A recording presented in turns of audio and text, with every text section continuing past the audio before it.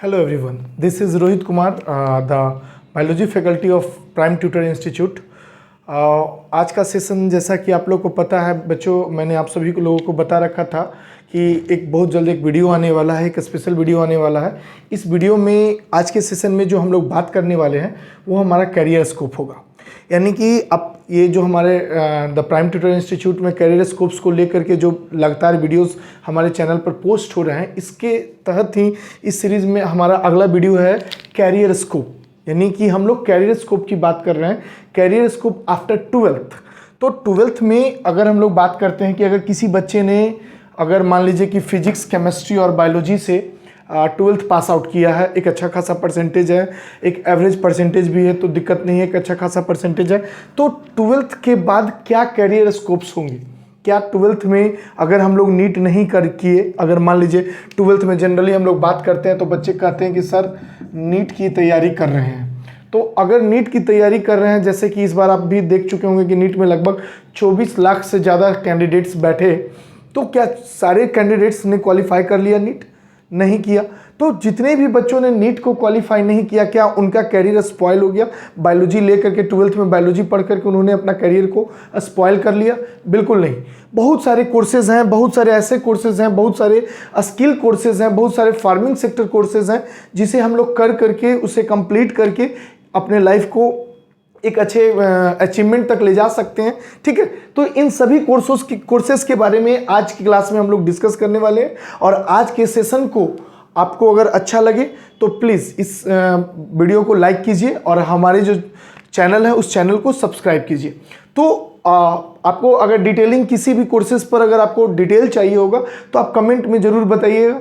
तो बिना देर किए हुए हम लोग आज का डिस्कशन शुरू करते हैं, आज का सेशन शुरू करते हैं कि क्या क्या हो सकता है, कोर्सेज का क्या क्या ऑप्शंस हैं, 12th के बाद बायोलॉजी के कोर्सेज में हम लोग क्या क्या कर सकते हैं, है ना।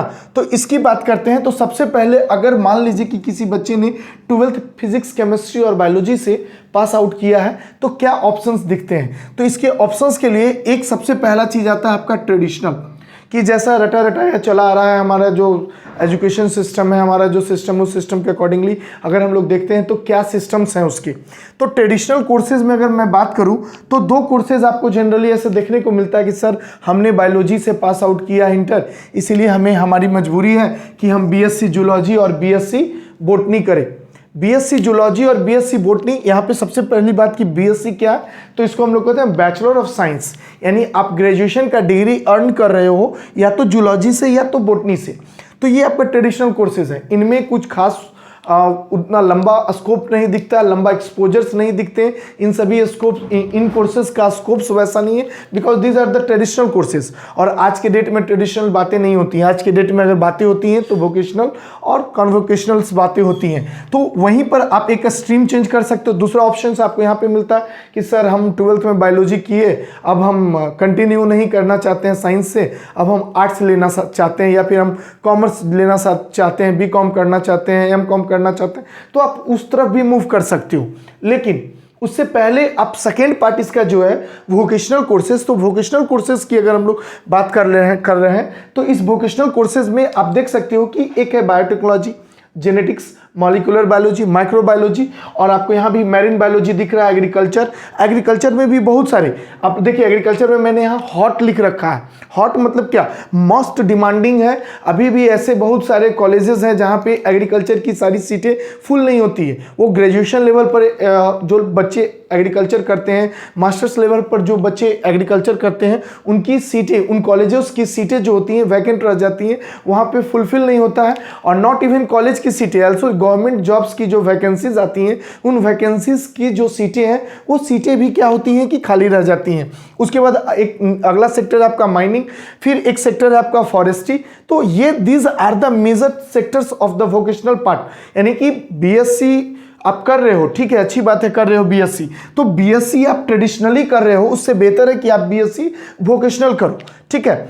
लेकिन इन सभी जगहों पर एक बात आप याद रखिएगा कि देखिए एक और पार्ट मैंने बना रखा है इसमें, ऑक्यूपेशनल कोर्सेज। तो ऑक्यूपेशनल कोर्सेज पे हम लोग आएंगे, पहले उससे पहले हम लोग ट्रेडिशनल और वोकेशनल कोर्सेज के लिए एक बात और जान ले अच्छे से कि इन सभी कोर्सेज में यूजीसी के अनुसार अगर मैं बात करूं, यूजीसी बोले तो क्या, यूनिवर्सिटी ग्रांट कमीशन, यूजीसी जो हम लोग बोलते हैं यूनिवर्सिटी ग्रांट कमीशन, जो लगभग इंडिया की सारी कॉलेजेस को, मैक्सिमम कॉलेजेस को जो नैक ग्रेडिंग प्रोवाइड करती है कि आपका कॉलेज ए ग्रेड है, बी ग्रेड है, सी ग्रेड है, ए प्लस प्लस ग्रेड है, सी प्लस ग्रेड है, बी ग्रेड है। तो ये इनके रूल्स के अकॉर्डिंग जो न्यू एजुकेशन पॉलिसी आया है, इसके अकॉर्डिंगली जो भी कोर्सेज हैं, लगभग इसमें मैक्सिमम कोर्सेज, कुछ कोर्सेज पहले से 4 साल के थे, 4 ईयर कोर्सेज थे, कुछ नए कोर्सेज भी इंट्रोड्यूस हुए हैं और उन सभी कोर्सेज को ग्रेजुएशन लेवल पर 4 इयर्स कर दिया गया है। उसके साथ साथ एक नियम और आया है, दैट इज CUET, यानी कॉमन यूनिवर्सिटी एंट्रेंस टेस्ट।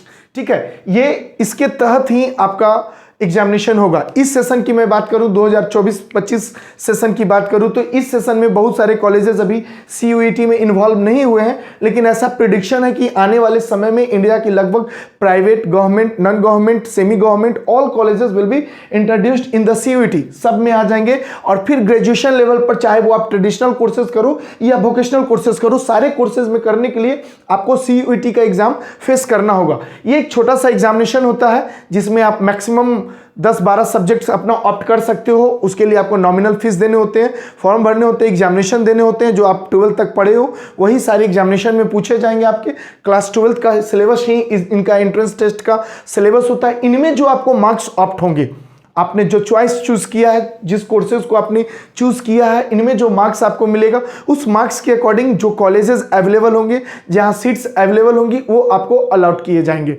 ठीक है, तो ये देखिए, यहां मैंने एक चीज और लिख रखा है बच्चों, यूजी और पीजी। यूजी मतलब अंडर ग्रेजुएट कोर्सेस, पीजी मतलब post graduate courses, post graduate मतलब मास्टर्स कोर्सेस, और जो आप ग्रेजुएशन की बात करते हो, और यूजी मतलब अंडर ग्रेजुएट कोर्सेज। तो ये दोनों के लिए है, यूजी पीजी दोनों के लिए CUET कंडक्ट होती है सेपरेटली। तो ट्रेडिशनल कोर्सेज की बात हो गई। वोकेशनल कोर्सेज में अगर मैं बात करूं सबसे पहले बायोटेक्नोलॉजी की, तो बायोटेक्नोलॉजी की अगर मैं बात करूं तो आप सबसे पहली बात मैं आपको अपने बारे में एक बात और बता दूं कि मेरा जो स्पेशलाइजेशन है BSc इन बायोटेक्नोलॉजी, MSc इन बायोटेक्नोलॉजी। तो ये बायोटेक्नोलॉजी बहुत ही खूबसूरत सब्जेक्ट है बायोलॉजी का। इसमें देखिए नाम से ही क्लियर हो रहा है, बायो प्लस टेक्नोलॉजी। इसका मतलब ये हुआ कि the technology involved for the human welfare, मतलब ह्यूमन के वेलफेयर के लिए जिस बायोलॉजी के टेक्नोलॉजी को, बायोलॉजिकल वर्ल्ड में हम लोग टेक्नोलॉजी इन्वॉल्व कर रहे हैं, और उस टेक्नोलॉजी की मदद से हम लोग क्या कर रहे हैं कि ऑर्गेनिजम्स का वेलफेयर कर रहे हैं, चाहे वो ह्यूमन बींग्स हो, चाहे एनिमल्स हो, बहुत सारे हैं। जैसे कि अभी बहुत लेटेस्ट में आपको दिख रहा होगा कोविड वैक्सीन, कोवाशील्ड आया या कोवा वैक्सीन आया, कोई भी वैक्सीन आए, जो भी मैक्सिमम वैक्सीन आए, तो मैक्सिमम वैक्सीन की अगर हम बात करूं तो वो बायोटेक्नोलॉजी की ही देन है। तो बायोटेक्नोलॉजी में एडमिशन कैसे मिलेगा, सबसे बड़ा सवाल आता है कि सर बायोटेक्नोलॉजी में एडमिशन कैसे मिलेगा। तो सीधी सी बात है, बहुत सारे सेंट्रल यूनिवर्सिटीज़ हैं, बहुत सारे प्राइवेट यूनिवर्सिटीज़ हैं, सभी जगहों पर ये कोर्सेज होता है। इनके जो नंबर्स होते हैं, बायोटेक्नोलॉजी के सीट्स जो होते हैं अवेलेबल कॉलेजेस में लिमिटेड होते हैं, कहीं पे 30 है, कहीं पे 25 है, कहीं पे 20 है, तो 30 से ज़्यादा अप्रॉक्स कहीं पे 60 सीट्स भी अवेलेबल होते हैं। अगर मैं बिहार की बात करूं तो बिहार में 7 यूनिवर्सिटीज़ हैं। ठीक है, 7 यूनिवर्सिटीज़ में सिलेक्टेड यूनिवर्सिटी 3 या 4 यूनिवर्सिटी में ही आपका BSc बायोटेक्नोलॉजी होता है। ठीक है, इसके बाद BSc बायोटेक्नोलॉजी में एडमिशन लेने के लिए आपको वही एंट्रेंस टेस्ट देना होगा, वाइवा देने होंगे, इंटरव्यूज देने होंगे, और then and there you will have to crack the examination and then get the admission to the biotechnology courses. इसके बाद हम लोग आगे बात करते हैं जेनेटिक्स की। तो जेनेटिक्स की अगर हम लोग बात करते हैं बच्चों, तो याद रखिएगा कि बहुत ही मतलब माइंड ब्लोइंग अभी तक का बायोलॉजी का सबसे अच्छा किसी चीज को माना गया है तो जेनेटिक्स को माना गया। और ये सब जो ब्रांचेस हैं बच्चों, biotechnology, genetics, molecular biology, microbiology, ये सभी ऐसे ब्रांचेस हैं जिसके कोर्सेज को आप कंप्लीट करके एक शॉर्ट टाइम में आप एक अच्छा खासा प्लेटफॉर्म अपने लिए तैयार कर सकते हो, और एक रिप्यूटेड कंपनी के लिए काम करके आप एक अच्छा खासा अपना अर्न कर सकते हो, अपना लिविंग चला सकते हो। ठीक है, तो जेनेटिक्स की बात कर रहे थे बच्चों। तो जेनेटिक्स में एक बात और याद रखना है कि जेनेटिक्स को करने के लिए वहां भी आपको क्लास 12th में फिजिक्स, केमिस्ट्री, बायोलॉजी चाहिए। और वहां से फिर से बिहार की बात करूं तो बिहार में मैक्सिमम कोई भी यूनिवर्सिटी ऐसी यूनिवर्सिटी नहीं है जहां से BSc इन जेनेटिक्स होता हो। ठीक है, BSc इन जेनेटिक्स होने के लिए बिहार की कोई भी यूनिवर्सिटी नहीं है जहां पे जेनेटिक्स होता है। ठीक है, हाँ, साउथ बिहार यूनिवर्सिटीज़ हैं गया में, तो गया में भी जेनेटिक्स BSc इन जेनेटिक्स नहीं है। ठीक है, मॉलिक्यूलर बायोलॉजी की बात करूँ, हाँ, जेनेटिक्स की एक बात और आपको याद रखना है कि जेनेटिक्स में एडमिशन लेने के लिए उसमें भी आपको सिंपली इसी तरीके से CUET देना होगा UG के लिए, और आप तब जाकर के आप जेनेटिक्स दे सकते हो। ऑल ओवर इंडिया में बहुत सारी कॉलेजेस हैं जो जेनेटिक्स की बात करते हैं। अगर मैं बायोटेक्नोलॉजी की बात करूं तो बायोटेक्नोलॉजी में पटना यूनिवर्सिटी से आप एडमिशन ले सकते हो, जिसको हम लोग बोलते हैं पीयू, है ना।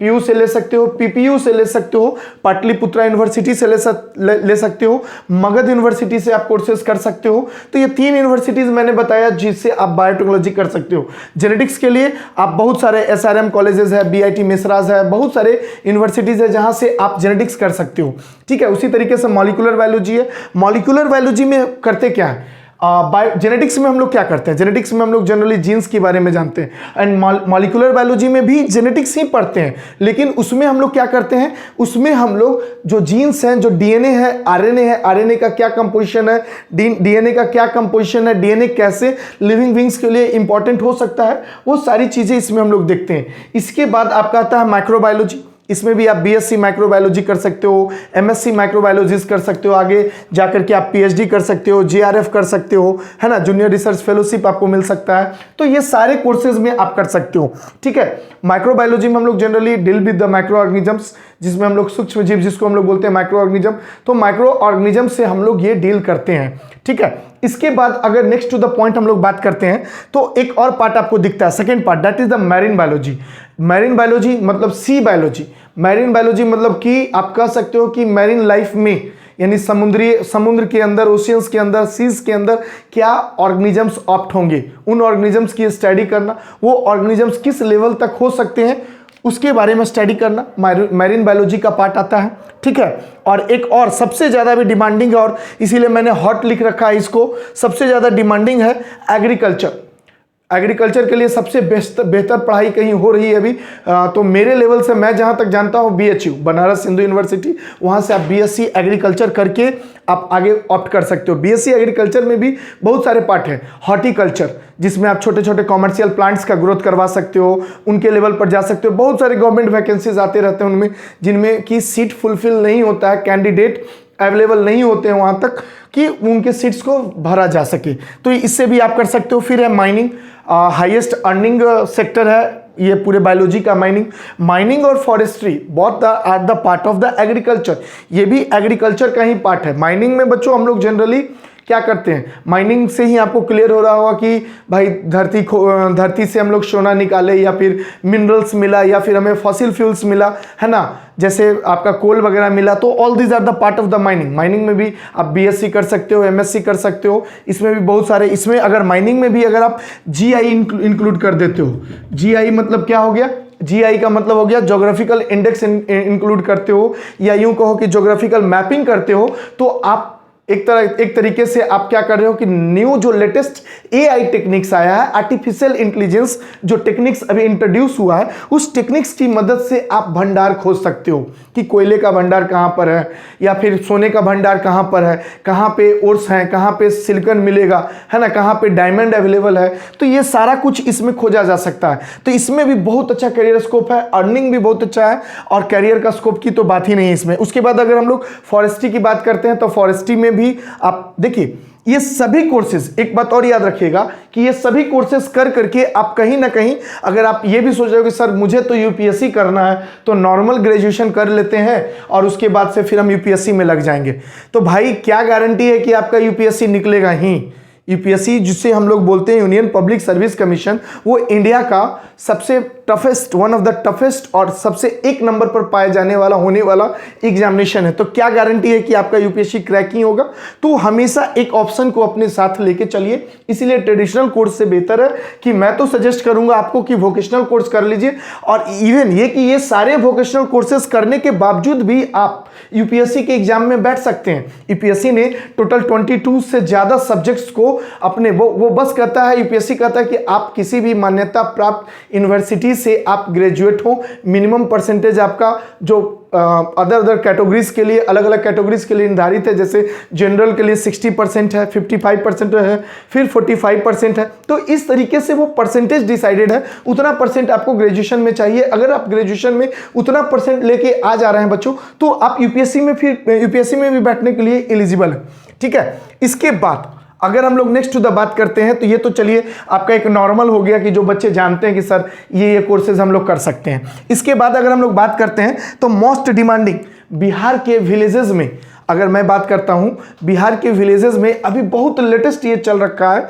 कहीं से भी, क्यों? क्योंकि वहाँ पे सबसे बड़ी फैसिलिटी मिल रहा है loan approved Bihar student credit card system, जो हमारे माननीय मुख्यमंत्री नीतीश कुमार द्वारा दिया गया एक बहुत ही 7 निश्चय प्रोग्राम में से एक अच्छा प्रोग्राम है वो, जिसमें लोन अप्रूवल मिल जाता है आसानी से, बिना किसी चीज़ का कह सकते हो कि गिरवी रखे हुए, बिना किसी चीज़ को हम लोग गिरवी रखे वगैरह हमें एक अच्छा खासा लोन मिल जाता है up to the 4 lakh on the different courses. इसमें मैक्सिमम कोर्सेज जैसे बायोटेक्नोलॉजी की मैं बात करूं, माइक्रोबायोलॉजी की बात करूं, जेनेटिक्स की बात करूं, एग्रीकल्चर की बात करूं, माइनिंग की बात करूं, तो इन सभी कोर्सेज में भी लोन अप्रूवल है। लेकिन अभी सबसे ज़्यादा डिमांडिंग कोर्सेज ये सब है, इसको हम लोग ऑक्यूपेशनल कोर्सेज बोलते हैं या व्यावसायिक पाठ्यक्रम, या इसे हम लोग डिमांडिंग कोर्सेज भी बोल सकते हैं क्योंकि मोस्ट डिमांडेड है। तो बीएससी इन नर्सिंग, आप बीएससी इन नर्सिंग कर सकते हो, 4 साल का कोर्स है।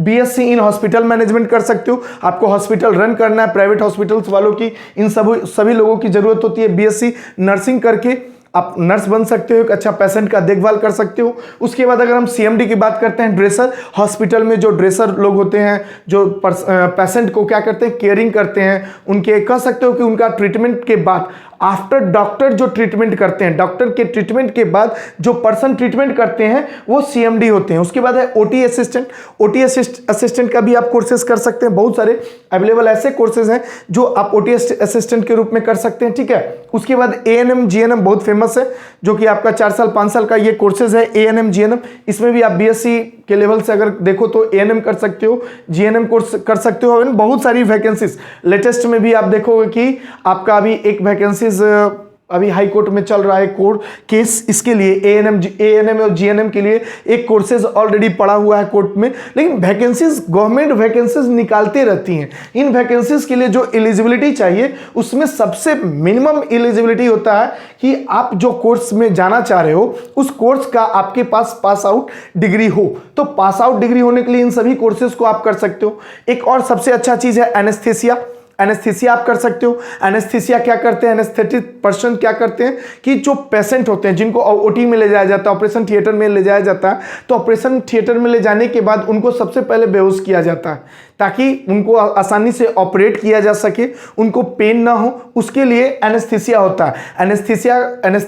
जो एनेस्थीसिया वाले पर्सन होते हैं वो क्या करते हैं, वो पर्सन सिंपली अगर हम बात करें तो वो पर्सन आपको पेशेंट को देखते हैं कि उनको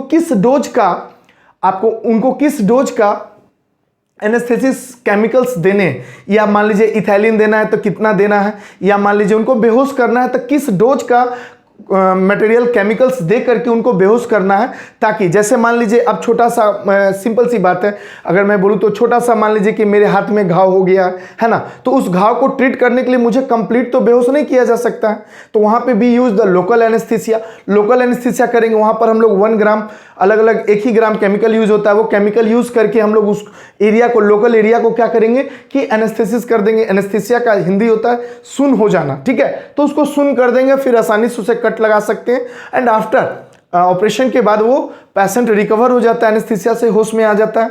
फिर मोस्ट डिमांडिंग आपका रेडियोलॉजी भी है, ये भी 4 साल का कोर्सेज है रेडियोलॉजी भी करके आप एक अच्छा एक्सरे टेक्नीशियन बन सकते हो, अल्ट्रासाउंड कर सकते हो। आप सभी हॉस्पिटल्स को या कोई भी जांचघर है, इमेजिंग सेंटर्स है, तो इमेजिंग सेंटर्स पर आपको कहीं ना कहीं एक रेडियोलॉजिस्ट की आवश्यकता होगी। बिना रेडियोलॉजिस्ट का वो सेंटर रन नहीं कर सकता है, ठीक है, तो आप ये कर सकते हो।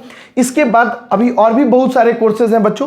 अगर मैं बात करूं तो मिनी डिप्लोमा कोर्सेज, बहुत सारे डिप्लोमा कोर्सेज हैं, ठीक है। मिनी स्किल कोर्सेज, स्किल को चलाने वाले कोर्सेज हैं, जिससे आप सिंपली शॉर्ट टर्म में कोर्स कंप्लीट करके अर्न करना चाहते हो तो बहुत सारे स्किल कोर्सेज आप कर सकते हो। जैसे कि आप मधुमक्खी पालन कर सकते हो, है ना, बी कीपिंग जिसको हम लोग बोलते हैं, पीसी कल्चर कर सकते हो, है ना, कैटल फार्मिंग कर सकते हो, ठीक है, ये सारे कोर्सेज हम लोग कर सकते हैं।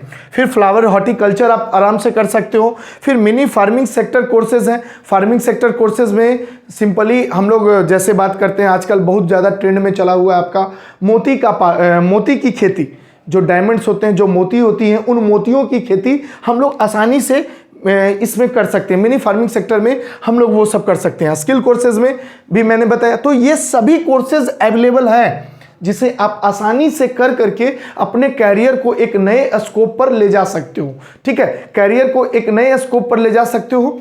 उसके बाद अगर हम लोग बात करते हैं तो फिजिक्स, केमिस्ट्री और बायोलॉजी, बहुत सारे ऐसे जगहों पर जरूरत पड़ता है। अगर आप नहीं भी फिजिक्स केमिस्ट्री से किए हैं, सिर्फ आपका 12th में बायोलॉजी है, तो आप फिर भी बहुत सारे कोर्सेज में आप इनरोल हो सकते हो, कोर्स कंप्लीट कर सकते हो। देखिए एक और सबसे ज़्यादा डिमांडिंग कोर्सेज है, अभी मुझे मेरे माइंड में आया, that is the mini farming sector courses में अगर हम लोग बात करते हैं तो आजकल देखोगे आसानी से लोग फर्टिलाइजर्स का लाइसेंस ले रहे हैं, है ना। फर्टिलाइजर का लाइसेंस ले रहे हैं भाई कि हमें गांव में खाद बेचना है ना, हमें गांव में पेस्टिसाइड्स बेचने हैं, हमें गांव में सरकार के द्वारा जो सीड्स आते हैं उन सीड्स को बेचना है ना। तो उसके लिए क्या होता है कि गवर्नमेंट से लाइसेंस लेना होता है। लाइसेंस लेने के लिए आपको पहले उसका डिप्लोमा इन एग्रीकल्चर, है ना, डिप्लोमा इन एग्रीकल्चर आप करके, जो कि आपका लगभग 1 ईयर का कोर्स होता है, उसे आप तुरंत ग्रेजुएशन के बाद, ग्रेजुएशन नहीं, 12th के बाद आप तुरंत उस कोर्सेज को कंप्लीट करके आप आसानी से डिग्री के लिए अप्लाई कर सकते हो। उसका सर्टेन रूल रेगुलेशन है,